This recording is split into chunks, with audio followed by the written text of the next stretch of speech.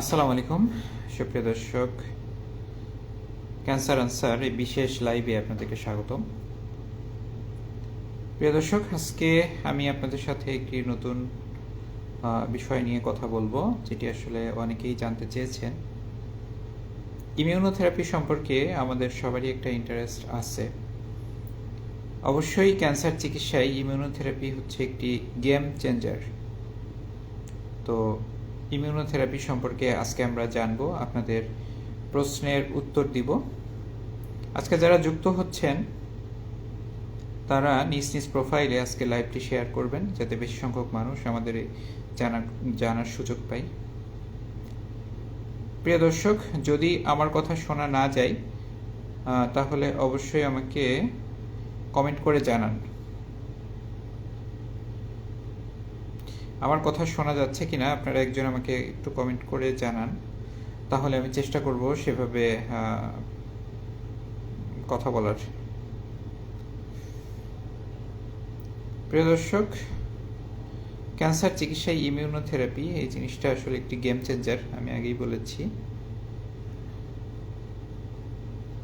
আপনারা একটু কমেন্ট করে আমাকে জানান যে আমার কথাটা শোনা যাচ্ছে কি না, তাহলে আমি শুরু করব।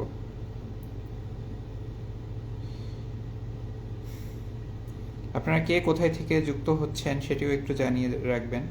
আর ইমিউনোথেরাপির মাধ্যমে কারা চিকিৎসা নিয়েছেন বা কেমন আছেন তারাও একটু জানাবেন, অভিজ্ঞতা শেয়ার করবেন, তাহলে অন্যদের ক্ষেত্রেও সেটি কাজে লাগবে। আমি একটু জানতে চাচ্ছি যে আমার কথাগুলো শোনা যাচ্ছে কি না। দয়া করে একজন একটু কমেন্ট করে জানান যে শোনা যাচ্ছে কি না, কারণ আমার সন্দেহ আছে নেটওয়ার্ক হয়তো দুর্বল।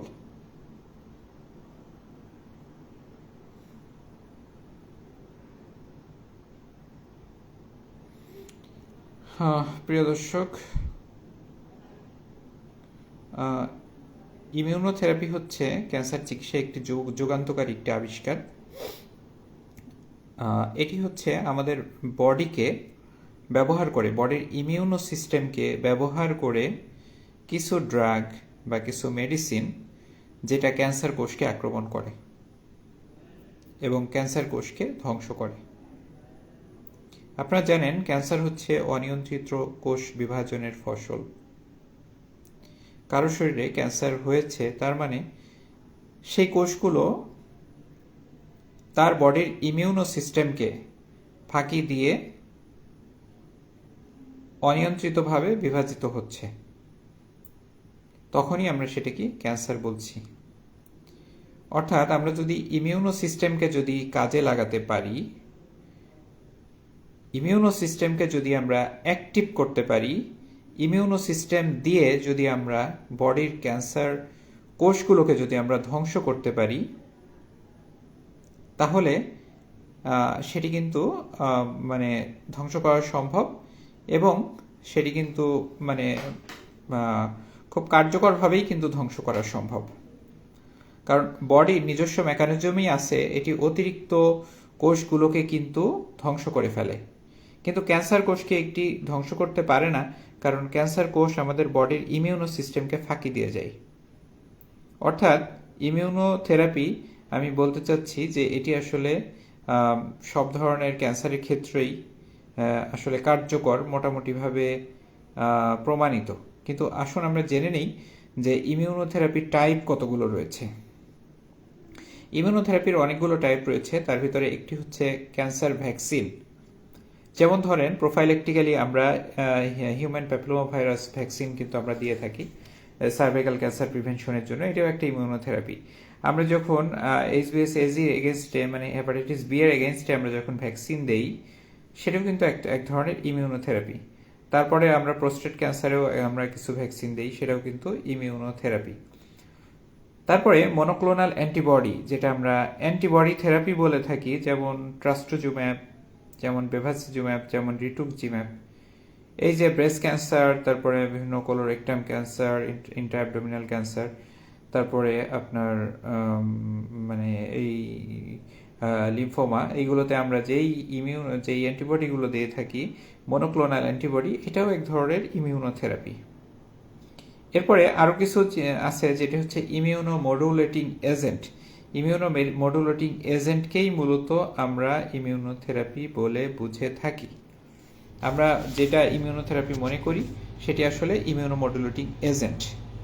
তো এর ভিতরে আরেকটা আমি বলে নিই যে হচ্ছে বিসিজি ভ্যাকসিন। বিসিজি ভ্যাকসিনও কিন্তু এক ধরনের ইমিউনোথেরাপি।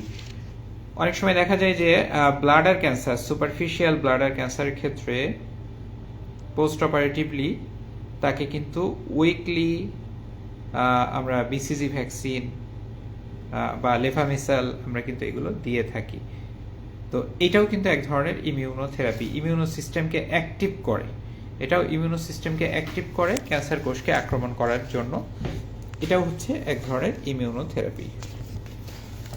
এরপরে আমরা যেটাকে আসলে ইমিউনোথেরাপি বলে থাকি সেটি আমি একটু পরে আসতেছি।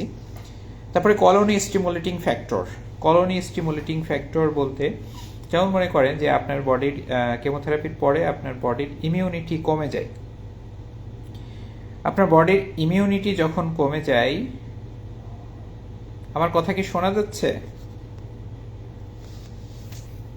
আপনার কমেন্ট করে একটু যদি আমাকে জানাইতেন কেউ, কারণ আমি কিন্তু সন্দেহে আছি যে আমার কথা আপনারা শুনতে পাচ্ছেন কিনা।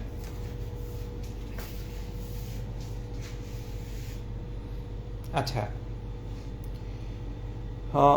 এবার আরেকটু ভালো হওয়ার কথা, বেটার হওয়ার কথা।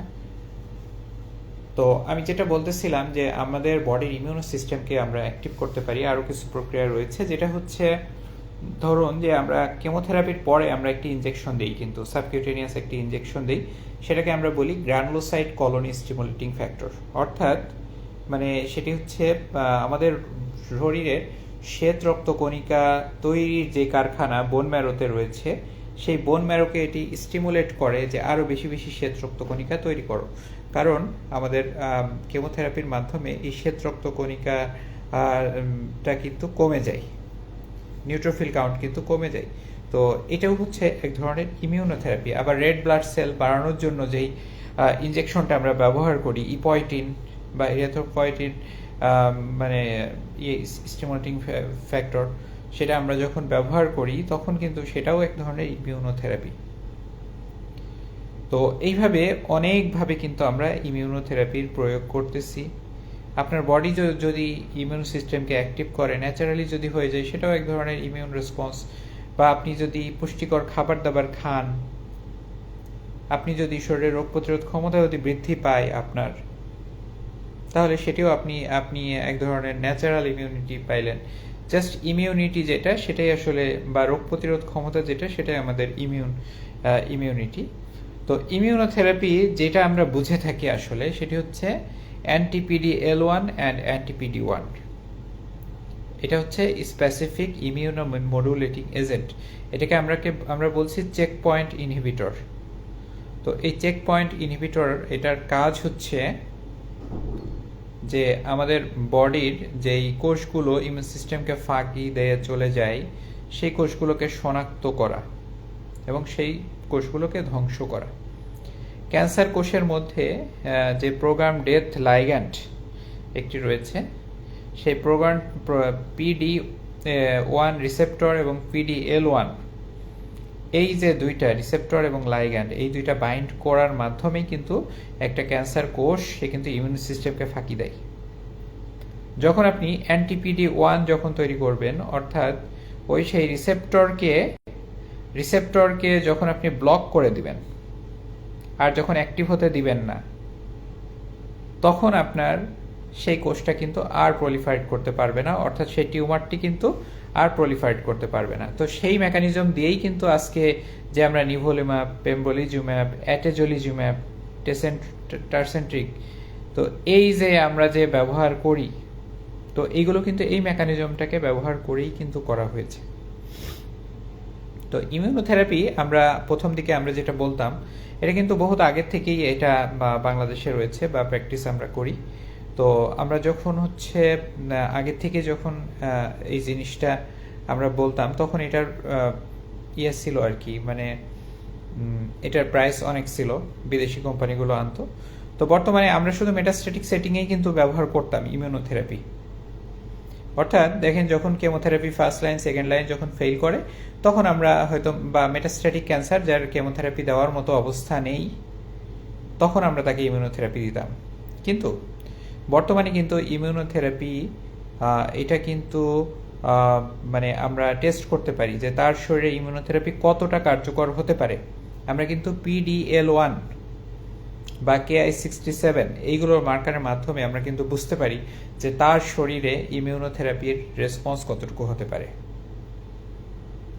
তো সেভাবে আমরা দেখা যেত যে মেটাস্ট্যাটিক ব্রেস্ট ক্যান্সার বা মেটাস্ট্যাটিক লাং ক্যান্সার বা metastatic most of the cancer সেখানে আমরা ইমিউনোথেরাপি আমরা ইউজ করতাম। কিন্তু বর্তমানে গাইডলাইনগুলো যেটা বলছে যে আমরা টেস্ট করে প্রথম থেকেই নিউ অ্যাডজুভেন্ট সেটিংয়েও আমরা ইমিউনোথেরাপি ব্যবহার করতে পারি, সেটা হেড নেক ক্যান্সার হোক, সেটা লাং ক্যান্সার হোক, সেটা ব্রেস্ট ক্যান্সার হোক। তো এই ক্যান্সারগুলোতে আমরা কিন্তু ইমিউনোথেরাপি আমরা কিন্তু নিউ অ্যাডজুভেন্ট সেটিংয়েই আমরা কিন্তু ব্যবহার করতে পারি। এবং বর্তমানে ইমিউনোথেরাপির প্রচলন এত বেশি এবং এর জাদুকরী রেসপন্স যদি আমি বলি, আমার একটা পেশেন্টের সাথে আমার একটা সন্ধ্যার পরে কথা হচ্ছিল। তো সেই রোগীটা আসলে ছিল মৃত্যুশয্যায়। তার রোগীর লোকজন আমার কাছে এসে একদিন বলল, কান্নাকাটি শুরু করলো যে স্যার আমার রোগীটা তো মারাই যাবে আমি জানি, আপনি আমার রোগীর খালি ব্যথা কমানোর ব্যবস্থা করেন। তার মাথা ব্যথা, তীব্র মাথা ব্যথা ছিল। তখন আমি তাকে ওষুধ দিলাম এবং সাথে একটি ইমিউনোথেরাপি এজেন্টও আমি যোগ করলাম। তো আল্লাহর রহমতে সেই পেশেন্ট কিন্তু এখন প্রায় কয় মাস, 3-4 মাস হতে চললো, সে কিন্তু নিজেই হেঁটে হেঁটে কিন্তু এখন কিন্তু আবার স্বাভাবিক মানুষের মতোই তার রেসপন্স। অর্থাৎ সে কিন্তু আবার স্বাভাবিক মানুষের মতোই খাওয়া দাওয়া চলাফেরা কিন্তু তার হয়ে গেছে, অথচ সে কিন্তু মানে মৃত্যুশয্যায় ছিল। তো এই যে জাদুকরী যে রেসপন্স, এটা কিন্তু ইমিউনোথেরাপিতেই সম্ভব। যেই পেশেন্টের কেমোথেরাপি নেওয়ার শারীরিক কন্ডিশন নেই তার ক্ষেত্রে কিন্তু আমরা ইমিউনোথেরাপি নির্দ্বিধায় দিতে পারি, কারণ এর পার্শ্ব প্রতিক্রিয়া কিন্তু নেই, খুবই কম। এবং বর্তমানে ইমিউনোথেরাপির কস্ট বিবেচনা করে অনেকগুলো স্টাডি হয়েছে যেখানে দেখা গেছে যে লো ডোজেও ইমিউনোথেরাপি অনেক কার্যকর। এবং আমি যে পেশেন্টের কথা বললাম তিনি কিন্তু লো ডোজ ইমিউনোথেরাপি তিনি পাচ্ছেন। এবং বর্তমানে যে দেশি কোম্পানিগুলো যেগুলো ইমিউনোথেরাপি নিয়ে আসছে সেখানে দেখা যায় যে আপনি যদি ফুল ডোজে ইমিউনোথেরাপি নেন তাহলে অলমোস্ট 1 লাখ টাকায় আপনি পার সাইকেল কমপ্লিট করতে পারেন। আর যদি লো ডোজ যদি নেন তাহলে 20-25 হাজার টাকায়ও কিন্তু আপনি ইমিউনোথেরাপি পেতে পারেন, যেটাকে আমি সবচেয়ে কার্যকরী ইমিউনোথেরাপি বলতেছি। তো ক্যান্সার চিকিৎসায় বর্তমানে আসলে ক্যান্সারকে একটি নিরাময়যোগ্য এবং নিয়ন্ত্রণযোগ্য রোগ হিসেবে বিবেচনা করা হয়। Just like diabetes, hypertension, ischaemic heart disease, এই রোগগুলো যেমন নিরাময়যোগ্য, নিয়ন্ত্রণযোগ্য, ক্যান্সারকেও কিন্তু নিয়ন্ত্রণযোগ্য, দীর্ঘমেয়াদী নিয়ন্ত্রণযোগ্য রোগ হিসেবেই বিবেচনা করা হয় এই যে চিকিৎসা পদ্ধতিগুলো আবিষ্কারের মাধ্যমে। তো আমাদের ইমিউনোথেরাপি আমরা কতদিন চালাতে পারি, কতদিন, তো এটা একটা প্রশ্ন। যে ইমিউনোথেরাপি এটাকে বলা হয় যে until progressive disease or unacceptable toxicity, অর্থাৎ যতদিন আপনার শরীরে ইমিউনোথেরাপি কাজ করবে ততদিন আপনি ইমিউনোথেরাপি চালাতে পারবেন, অথবা আপনার শরীরে যদি আনএক্সেপ্টেবল কোনো সিরিয়াস টক্সিসিটি হয় তাহলে আপনি তাছাড়া আপনি ইমিউনোথেরাপি কন্টিনিউ করতে পারবেন। এটা হচ্ছে আরেকটা সুবিধা। অর্থাৎ এটা কোনো অর্গানকে ডিসফাংশন করে না, বা এটা কোনো পারফরমেন্স স্ট্যাটাসকে করে না বা খারাপ করে না, বা এটা আপনার মানে বডির উপরে খুব সামান্য টক্সিসিটি বা সাইড ইফেক্ট নাই বললেই চলে। তো এটা আসলে ক্যান্সার চিকিৎসা একটি গেম চেঞ্জার। এবং আমি বলবো যে আপনারা যারা চিকিৎসার ক্ষেত্রে অনেক বেশি দৌড়াদৌড়ি করেন, ডায়াগনোসিসটা খুব গুরুত্বপূর্ণ।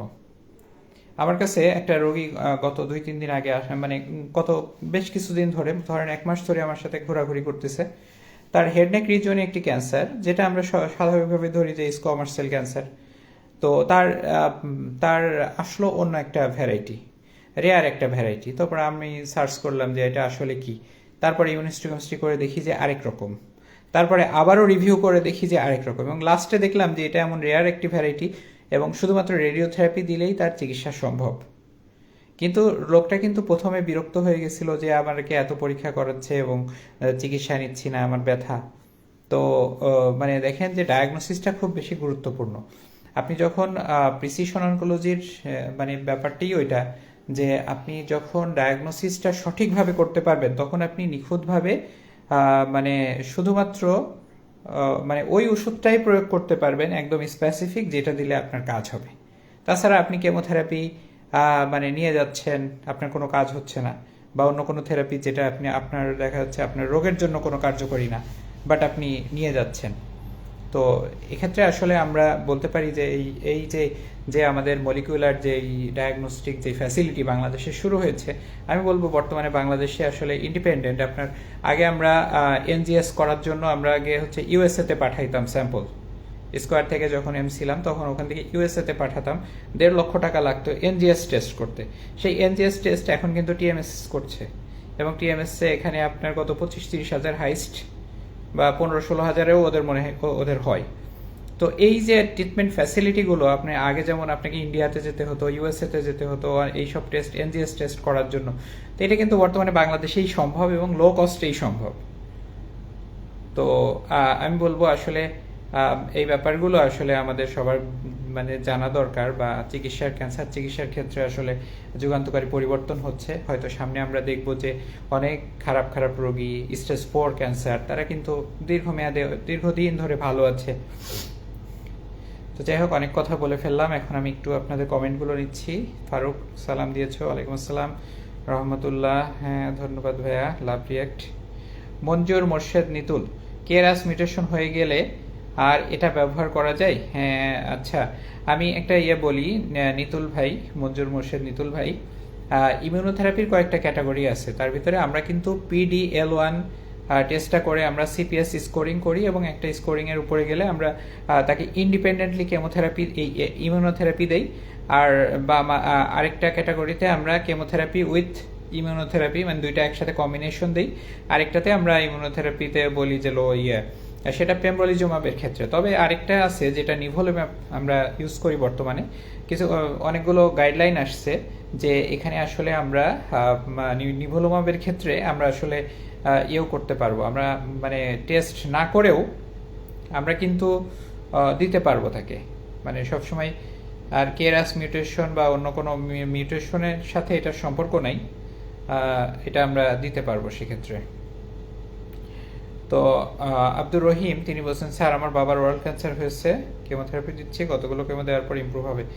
ধন্যবাদ। ওরাল ক্যান্সারে আসলে কেমোথেরাপির রোল নাই বললেই চলে। এরকম পেশেন্ট আমরা পাই যে তারা রেডিওথেরাপি দেওয়ার জন্য সিরিয়াল পাচ্ছে না, অথচ সেজন্য তারা কেমোথেরাপি দিচ্ছে, কেমোথেরাপি দিয়ে যাচ্ছে। অথচ কেমোথেরাপিতে কিন্তু ওরাল ক্যান্সারে একমাত্র প্যালিয়েটিভ সেটিং ছাড়া আমরা যদি কিউরেটিভ ইন্টেন্টে ক্যান্সার যদি কিওর করতে চাই, তাহলে কিন্তু কেমোথেরাপির রোল নাই বললেই চলে।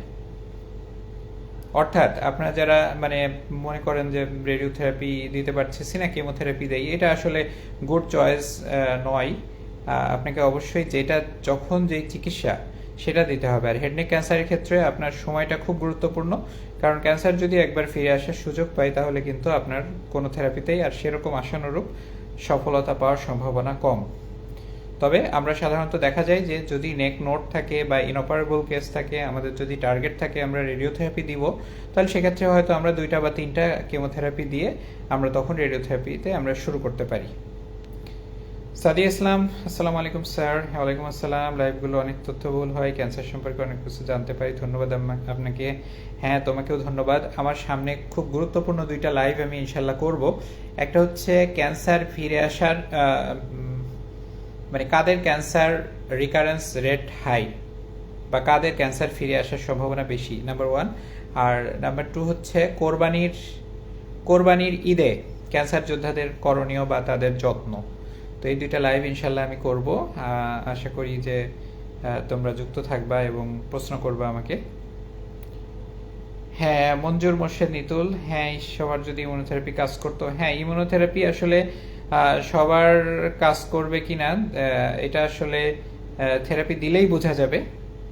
তবে আমাদের ইন্ডিকেশন আছে যে ইমিউনোথেরাপি আমরা দিতে পারি, অসুবিধা নাই প্যালিয়েটিভ ইন্টেন্টে, বা দেখা যায় যে অন্য কোনো থেরাপি কাজ না করলে, বা আমরা কিছু আছে যেমন নিভোলোমাবের কথা আমি বললাম, মানে এইগুলো আপনি ইমিউনোথেরাপি আপনি ছাড়াও দিতে আমরা দেওয়ার ক্ষেত্রে হয় কি যে আমরা 3টা বা 4টা দেওয়ার পরে আমরা একটা রেসপন্স অ্যাসেসমেন্ট করি সাধারণত। তখন যদি আপনার রেসপন্সটা যদি ভালো হয়, তাহলে আপনি তখন আমরা মানে লোকাল থেরাপিতে আমরা তখন চলে যাই বা এটা কন্টিনিউ করি। মৌসুমী রায়হান, আসসালামু আলাইকুম। ওয়ালাইকুম আসসালাম। আমার 6টা কেমোথেরাপি শেষ, টিউমার কমেছে, এখন সার্জারি করলে কি ভালো ফল পাওয়া যাবে? হ্যাঁ, ধন্যবাদ আপা। আপনার অনকোলজিস্টের সাথে আপনি আলাপ করলে ভালো হয়, কারণ উনি আপনার সম্পর্কে জানেন। আর আসলে না জেনে কমেন্ট করা আসলে মানে আপনি হয়তো বিভ্রান্ত হয়ে যাবেন। আর আপনার ডকুমেন্টগুলো আমাকে হোয়াটসঅ্যাপে দিলে আমি দেখে আপনাকে রিপ্লাই দিতে পারবো আপা। মোহাম্মদ হৃদয় সরকার, কেমোথেরাপি প্লাস ইমিউনোথেরাপি টেস্ট ব্যতীত কতটা কার্যকর? কারণ এক একটা ক্যান্সারের ধরন এক এক রকম। হ্যাঁ, সেটাই আমি বলতেছি, এটা সিজিশন হচ্ছে up to your oncologist description, তার বিবেচনা। আপনি যার কাছে আপনি কেমোথেরাপি নিচ্ছেন বা যার কাছে আপনি চিকিৎসাধীন আছেন, তিনি আপনাকে যেই সাজেশনটা দিবেন, তিনি যদি বলেন আপনাকে দিতে, তাহলে অবশ্যই আপনি দিবেন। এবং দিলে, আমি তো বললাম যে আপনাকে দিলে হয়তো আপনি 1, 3টা বা 4টা দেওয়ার পরে আপনি রেসপন্স বুঝতে পারবেন যে রেসপন্স হচ্ছে কি হচ্ছে না। ফারিয়া জান্নাত, আসসালামু আলাইকুম স্যার। ক্যান্সার ভালো হওয়ার পর আবার কেন ব্যাক করে বা কিভাবে ব্যাক করে? হ্যাঁ, ইনশাল্লাহ আমি আপনাকে পরবর্তীতে আমি এরকম একটি লাইভ করব, আমি বলেছি যে আমি ইনশাল্লাহ সেটাতে আপনাদেরকে বলবো বিষয়গুলা। তো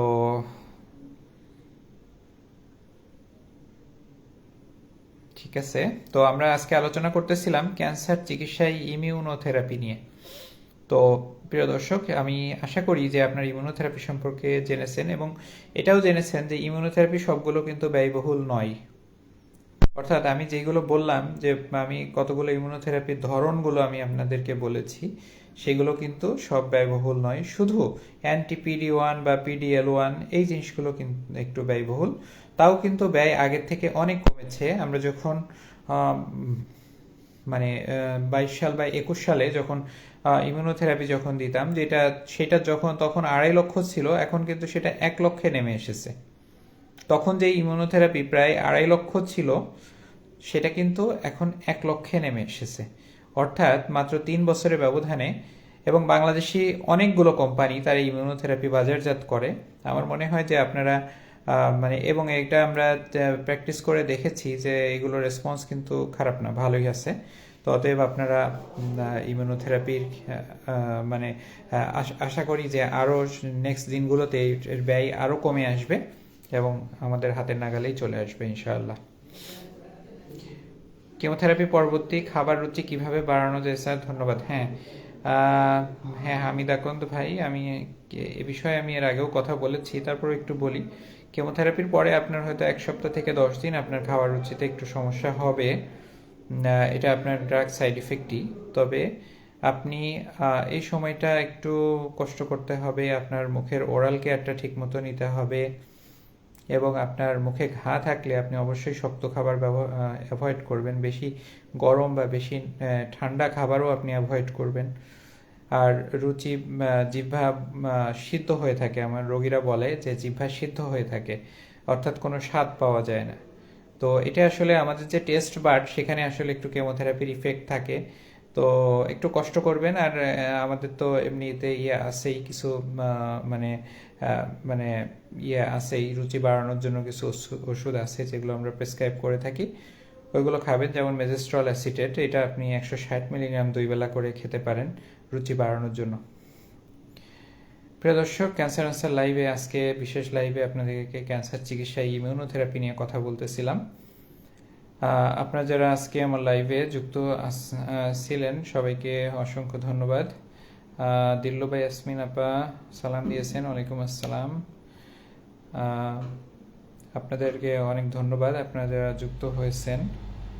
আপনাদের প্রশ্ন থাকলে অবশ্যই আপনারা আবারও কমেন্ট করে জানাবেন। আমি অবশ্যই চেষ্টা করব পরবর্তী লাইভে আপনাদেরকে উত্তর দেওয়ার জন্য। তো প্রিয় দর্শক, সবাই আজকে ভালো থাকবেন, সুস্থ থাকবেন। আজকের মতো এখানেই বিদায় নিচ্ছি। আসসালামু আলাইকুম রহমতুল্লাহি ওয়া বারাকাতুহু।